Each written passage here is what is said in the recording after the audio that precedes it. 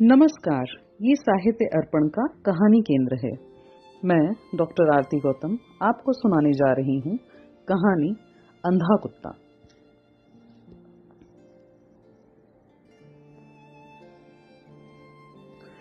यह कुत्ता न देखने में बहुत अच्छा था और ऊंची नस्ल का भी नहीं था।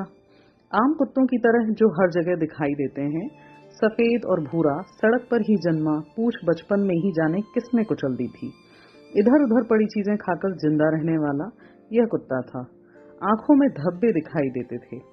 चाल ढाल भी बहुत आकर्षक नहीं थी और भौंकता बहुत ज्यादा था। 2 साल की उम्र से पहले ही उसके बदन पर सैकड़ों मुठभेड़ों के निशान पड़ चुके थे। गर्म दोपहरियों में जब आराम की जरूरत महसूस होती तो बाजार के पूर्वी दरवाजे की पुलिया के नीचे लेट जाता था।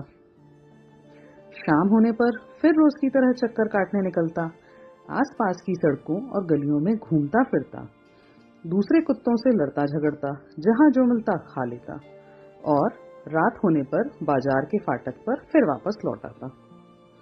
3 साल से जिंदगी ऐसी ही गुजर रही थी। तभी दोनों आंखों से अंधा एक भिखारी फाटक पर आ पहुंचा। एक बुढ़िया उसे रोज सवेरे यहाँ लाती, फाटक के सामने बिठा जाती, जहां वह भीख मांगता रहता। दोपहर को उसे कुछ खाना दे जाती और रात को उसे फिर घर वापस ले जाती। कुत्ता उसके पास ही सो रहा था। खाने की खुशबू से उसमें हलचल पैदा हुई। वह उठा, अपने ठिकाने से बाहर निकला और अंधे भिखारी के साथ पूंछ हिलाते हुए खड़ा हो गया, इस आशा में कि बचे हुए खाना में से कुछ उसे भी मिल जाएगा। अंधे ने अपनी बाहें इधर उधर घुमाई और पूछा, कौन है यहाँ? जिसे सुनकर कुत्ता आगे बढ़ा और बांह को चाट लिया। अंधे ने पूंछ से कानों तक उसके शरीर पर हाथ फेरा और कहा, तुम बहुत अच्छे लग रहे हो, मेरे साथ आओ। उसने कुछ खाना कुत्ते को दिया, जो उसने कृतज्ञ होकर खा लिया। यह एक तरह से उनकी लंबी दोस्ती की शुरुआत थी। दोनों रोज यहाँ मिलते। कुत्ता भौंकना कम करके उसके पास बैठा रहता और सवेरे से शाम तक पैसा मांगते और लेते देखता रहता। कई दिन तक यह देखकर कि राहगीर उसे पैसा देते हैं, यह धंधा उसकी समझ में आ गया और अगर कोई पैसा दिए बिना आगे बढ़ने लगता तो वह भौंकता हुआ उसके पीछे दूर तक जाता और फिर भी वह पैसा ना देता तो उसके कपड़े दांत में दबाकर उसे जबरदस्ती भिखारी के पास ले आता और पैसा डलवा कर ही दम लेता। भिखारी के पास जो लोग आते थे उनमें एक गांव का शैतान लड़का भी था। वह अंधे को तरह तरह से परेशान करता। यही नहीं, डिब्बे में पड़े पैसों को भी उठाकर भाग जाता। अंधा उसे गालियां देता, डंडा घुमाता, शोर मचाता, पर वह बाज नहीं आता था। यह लड़का हर बृहस्पतिवार को यहाँ आता। उसके सिर पर एक टोकरे में सब्जियां और केले भरे होते। हर हफ्ते इस दिन भिखारी को यह मुसीबत झेलनी पड़ती थी। इसी फाटक के आसपास रंग बिरंगी लेकिन नकली खुशबुओं का एक विक्रेता एक छोटी सी गाड़ी पर अपना सामान सजाए खड़ा होता।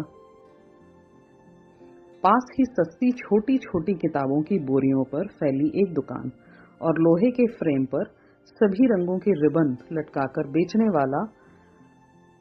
ये लोग भी यहाँ अपना धंधा चलाते थे।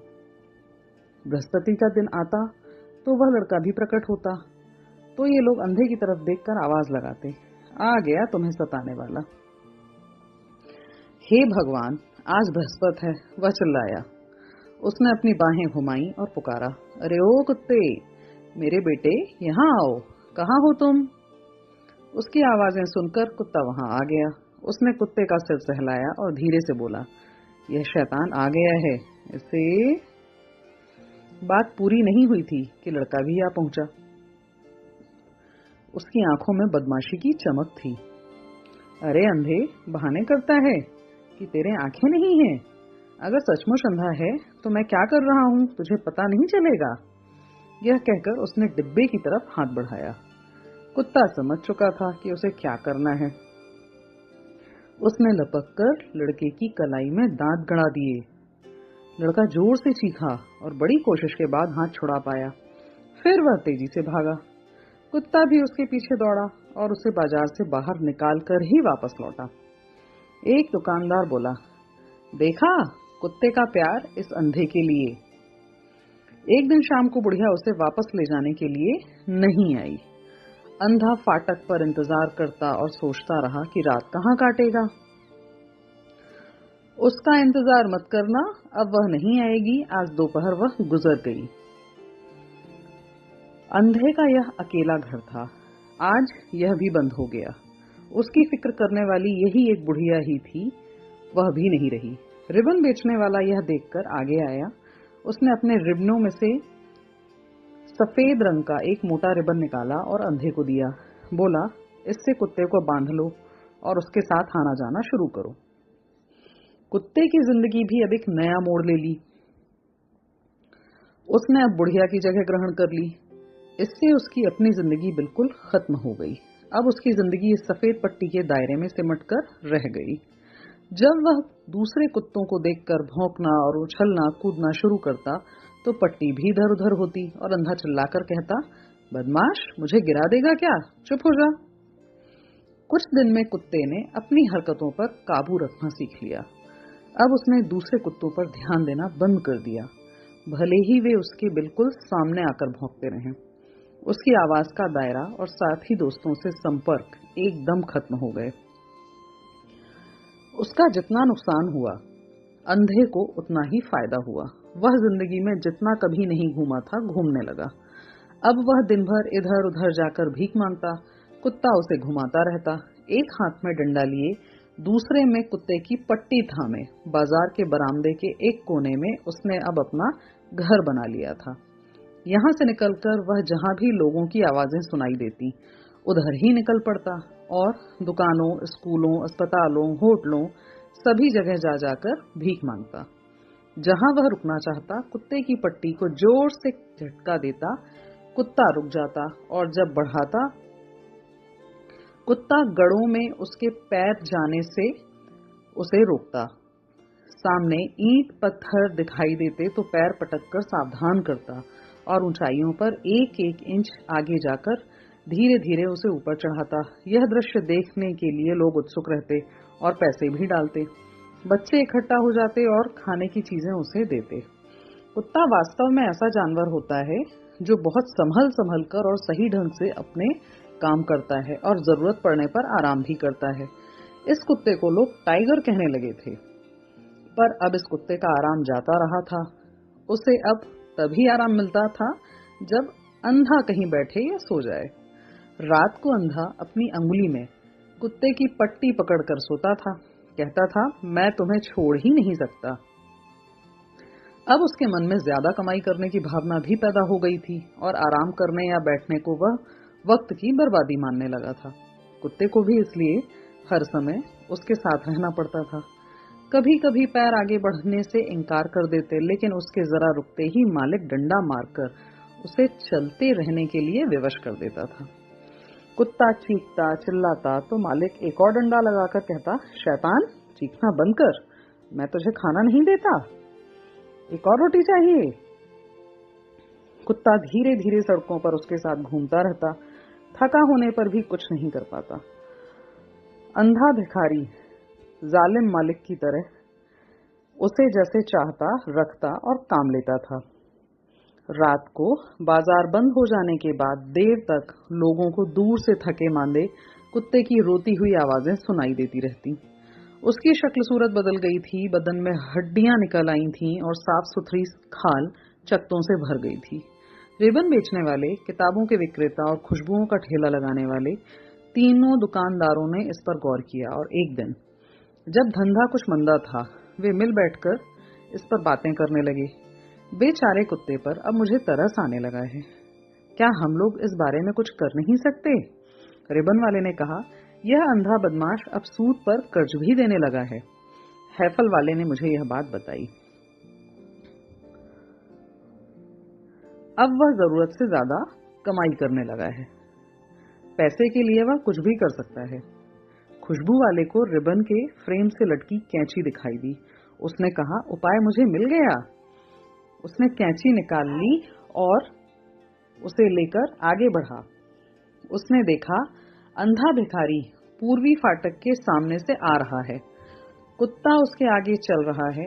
रास्ते में हड्डी का एक टुकड़ा पड़ा है और कुत्ता उसे लेना चाहता है। अंधा पट्टी पकड़े हाथ से उसे जोर से धक्का देकर खींचता है, जिससे कुत्ते को चोट लगती है और वह चीखने लगता है।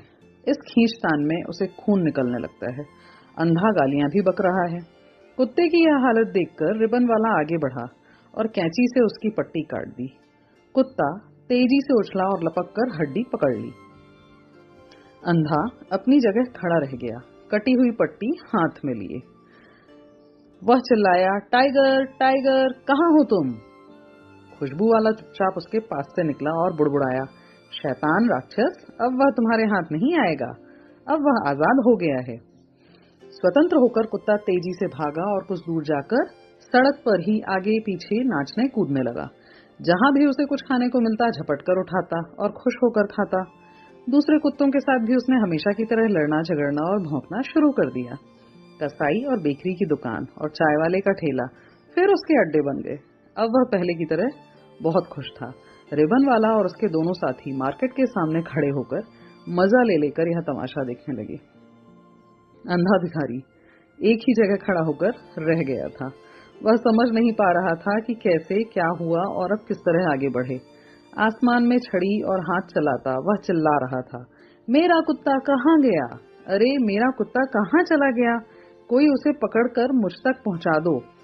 अब वह मेरे पास आया तो मैं जरूर उसकी गर्दन मरोड़ दूंगा। रास्ता ढूंढता वह आगे बढ़ने लगा।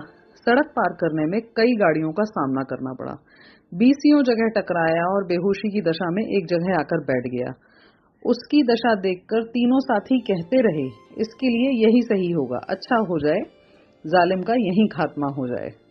थोड़ी देर बाद वह फिर उठा और किसी राहगीर की मदद से धीरे धीरे बाजार के बरामदे के कोने में पड़े अपने गूदड़ बिस्तर पर थका हारा आकर लेट गया।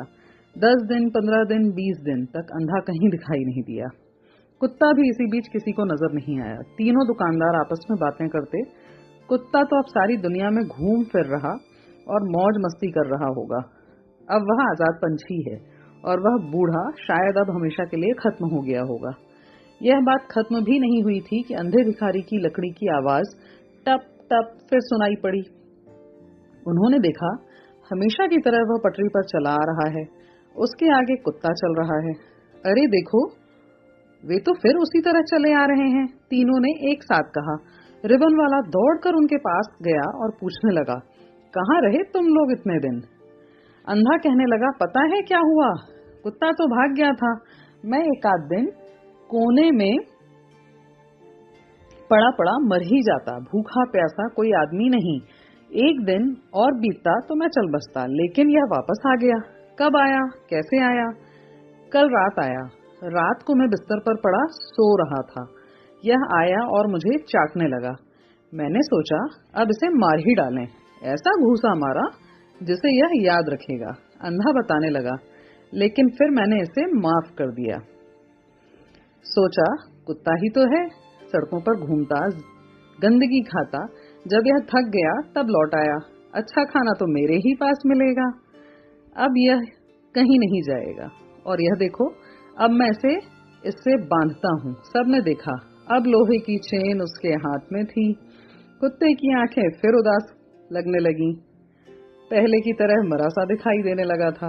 अंधे ने बैल हाँकने वाले की तरह कहा, चल आगे बढ़। उसने जंजीर खींची, एक छड़ी लगाई और कुत्ता धीरे धीरे सहमे कदमों से आगे बढ़ने लगा। अब मौत ही इसे आराम देगी, रिबन वाले ने गहरी सांस लेकर कहा। ऐसे प्राणी के लिए हम क्या कर सकते हैं जो इतने खुले मन से अपने शत्रु के पास फिर लौट आता है। धन्यवाद। तो आप मेरे साथ सुन रहे थे कहानी अंधा कुत्ता। फिर मिलेंगे आपसे। धन्यवाद।